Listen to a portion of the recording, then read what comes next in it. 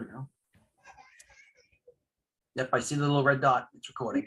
Good afternoon, everyone. I am here with Dr. Alexander Tambasica, and he is not only one of my great personal friends, actually my best friend, someone that I've known for the last 22 years. He is an accomplished cosplayer. He is a retired Army officer and accomplished author, and most recently a co-host for a game stream show that specializes in helping veterans with PTSD issues through gaming.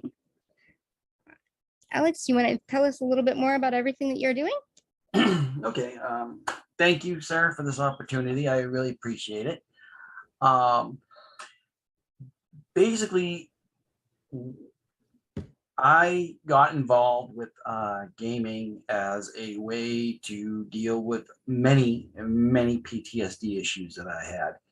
And, you know, trying and things just got exacerbated because dealing with my medical discharge and being forced to, you know, be disconnected from the military caused me a lot of problems.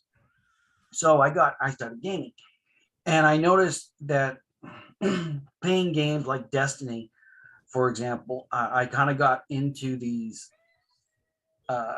gaming groups online, and I kind of felt, you know, mainly other veterans that also played, and we started helping each other with our mental health issues. And you know, we do it by sometimes just talking about it. Sometimes we'll run special missions. And over the time, I mean, this, you know, everyone needs to understand this isn't something that just makes you feel better overnight. I mean, it took a lot of months for me to start seeing or feeling the improvement of it. And, you know, I'm sitting back, and one of the things that actually you told me is, you know, you kind of asked me, you know, what am I doing back to the community? And so that got me thinking. I said, well, you know, I lack any real talent. You know, my art is considered when I try to do art, it's considered a human rights violation by the UN. So I don't do art. I can't sing, can't dance.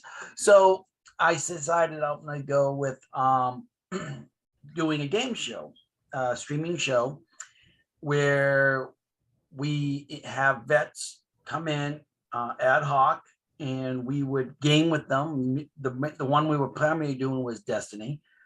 And we were originally approached a couple of weeks ago about the opportunity of going, you know, more formal, making a more formal show.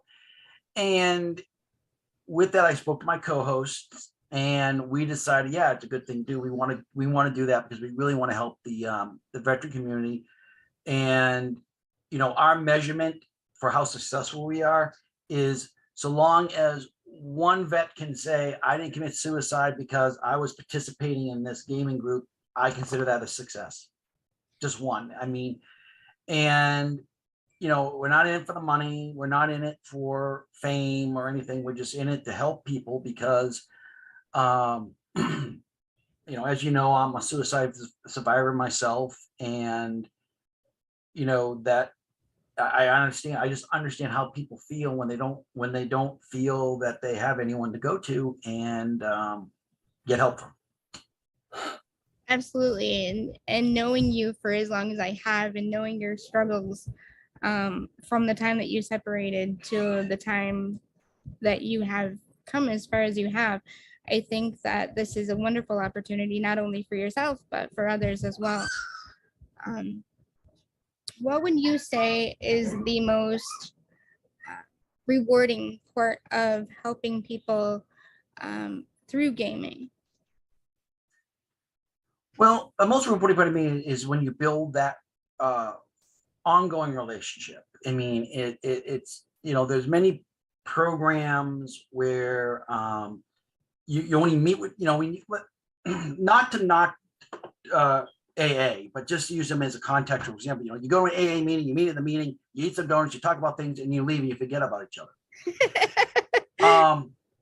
That is Now, very when you go true. in the gaming community, is you start playing with people and you start building this relationship and you start getting to know each other, and then you start playing more and more games, and you build this trust that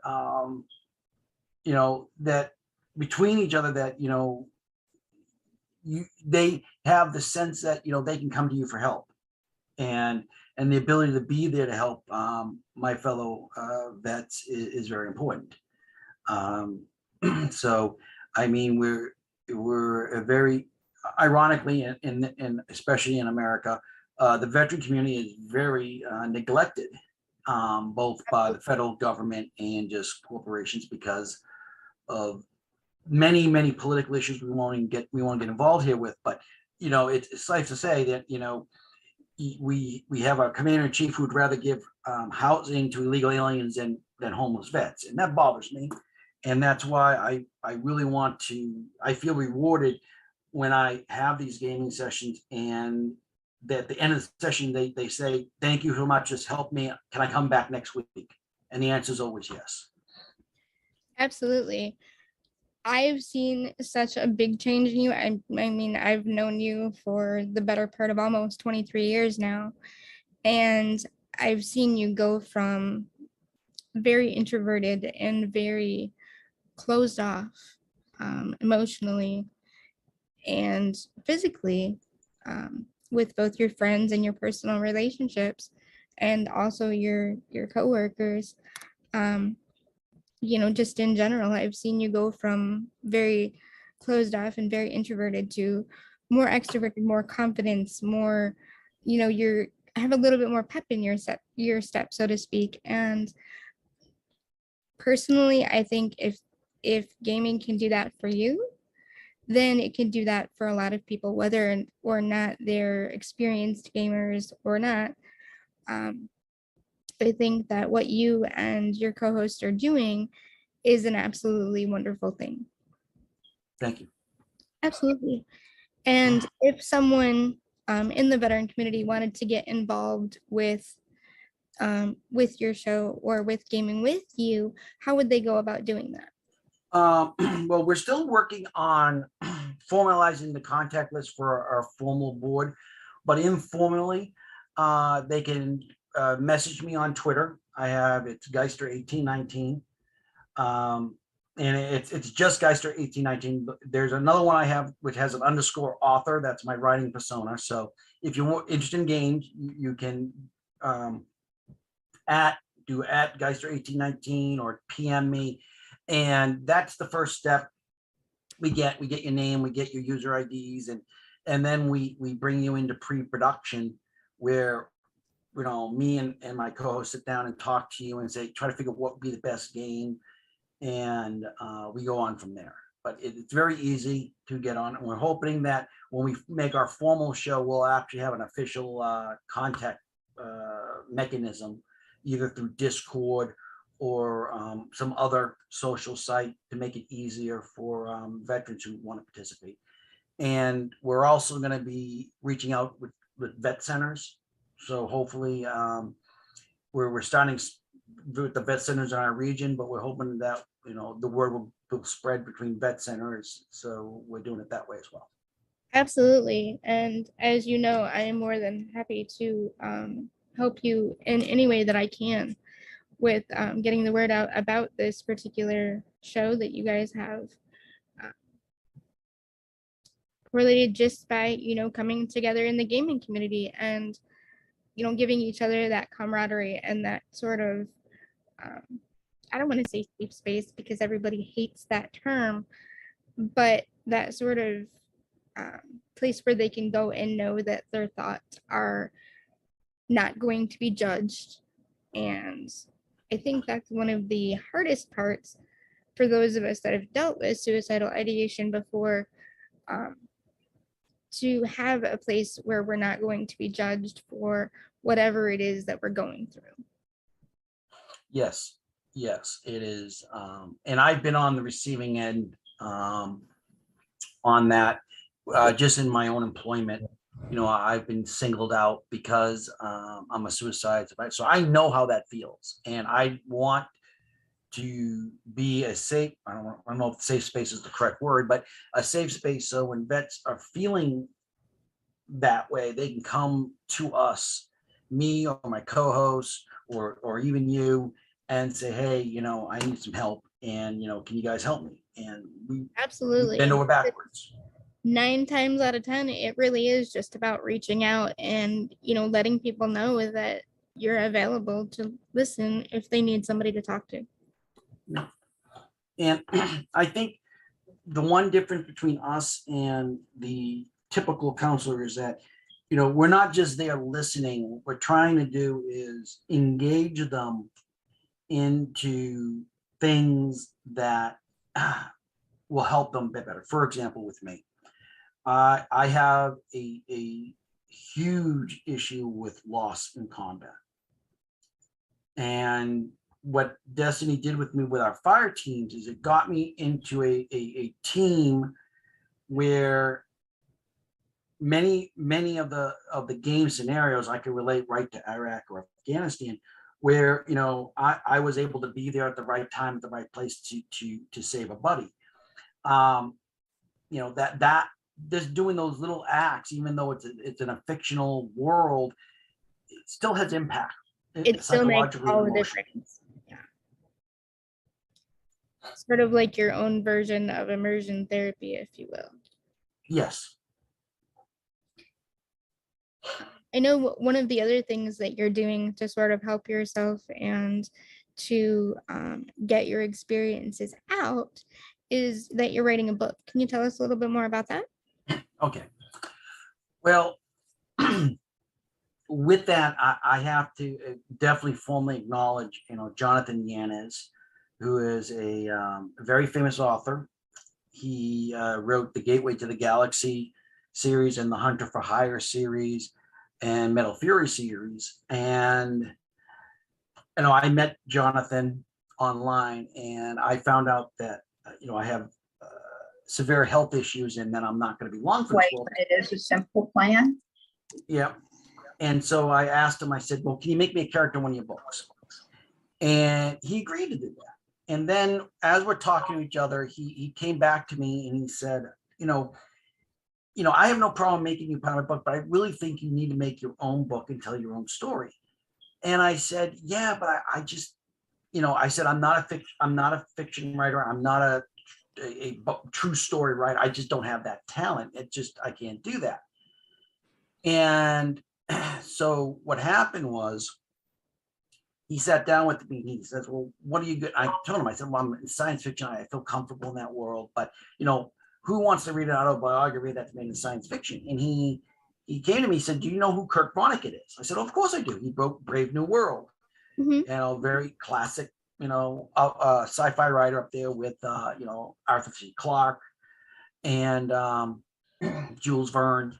So he said, did you realize that Brave New World was actually his own autobiography about his life and what he went through with drug addiction and everything like that? And I said, no, I didn't realize that. He goes, well, now you do. He said, you can write a autobiography in a sci-fi setting and have it relate.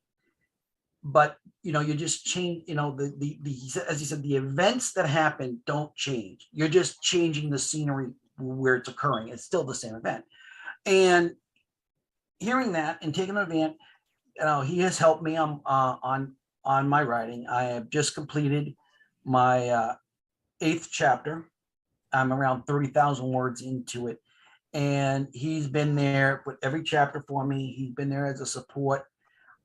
He's even offered that when I get to the actual parts of my book where I start writing about combat, he said, why don't we talk about it first and, understand, so he can understand what I'm feeling, so we can make when we transfer it into the story, we can make the mental and emotional impact that we're trying to express, the realities of war. That's awesome. And I've read, your chapters up until this point, and I think that not only are you going to create a wonderfully therapeutic experience for yourself, but I think that in doing it in the way that you have, that you were going to create a therapeutic experience for others as well. I hope Because, so. like you say in your book, you're leaving it up to the audience to decide what is real and what is not. But I firmly believe that those that were with you and those who know you well will probably be able to discern a little bit of that. But you're also giving them an inside look as to why, you know, you've had these changes over time. And that is something that is incredibly important. You know, people don't realize that, sure, everybody who signs up signs on the dotted line, right? They make that conscious decision. But with all the training that goes into being a soldier, or being a Marine, or being a sailor, or being an airman, or postie, or whatever branch you're in, there are so many other things that they don't train you for, like dealing with PTSD or dealing with survivor's guilt or any of the other things that that you've experienced over the last 20 some odd years. I think it's going to be a wonderful experience, not only for you in the long run, but also for your brothers and sisters in arms as well. Yes. And what I'm hoping is that, you know, even if we have a just a pure science fiction reader who never served, read it. I really am trying to put into this the emotional context of the scars that are made don't go away. You know, we come back from conflict with many hidden scars. And, you know, I served in K4, S4, OAF, and OEF. And, you know, I came home with many, many scars. And some of the scars I wasn't even mentally conscious I had because I was so screwed up. And so I want to try to put that into the book. And so when someone's reading it, it's not just me talking about my glory days of being a soldier, you know, killing people, blowing shit up type of book. I want it to be that, yeah, I enjoyed being a soldier. I enjoyed the friendship, the camaraderie I have. I have made friendships in the military that are closer than blood itself, than my relatives. And, you know, there is a very strong emotional context in serving, especially those of us who serve, you know, well beyond the 20. It is part of it's part of your life. It's part of your ingrained. And, you know, like in my case, as you know, I enlisted when I was 17 and a half. So I was in the military for all my adult life. So, you know, Literal formative years. yeah. We were joined So by Miss Emily Gomer, who is the production engineer, and she is also a good friend of mine. I believe she was in the meeting with you last week with Mr. Zach. yes, she was. Emily, if you'd like to unmute and introduce yourself, I would love for you to meet Dr. Alexander Tambasica. Hey, Alex. I am Emily, live in Madison, Wisconsin, and have been helping the veteran and disability communities, as well as podcasting, quite a bit of podcasting as of late. So that's kind of what I do at the moment. It's nice to finally meet you, Emily. You too. Alex and I were just discussing the ways that his game show and his, well, how do you want to put that, Alex? I don't want to say game show because it sounds like you're hosting The Price is Right or something. I say video game. We it's a video game show or video game stream. That's the best way. We do a video game stream. I wanted to make sure that I use the formal technology. I can speak. I really can. I promise you. That I use the great technology, because I'm pretty sure if I didn't, that Rob would have to give me crap for that. Just as much as you give me crap during the show. Hey, you brought me on to give you crap during the show. I plead the fifth. For those that aren't aware, Alex and I have a very familial type of relationship where we give each other banter back and forth on the regular. And I was a guest on one of his shows a couple of weeks ago, and he did a formal poll asking the audience if they would like to have me back to razz him a little bit more. And the response was 100%.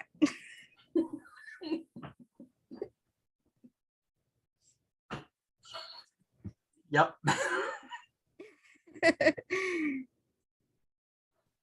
So Alex, would you like to tell everyone a little bit more about what you do outside of the authorship and the co-hosting of your video game stream? Okay.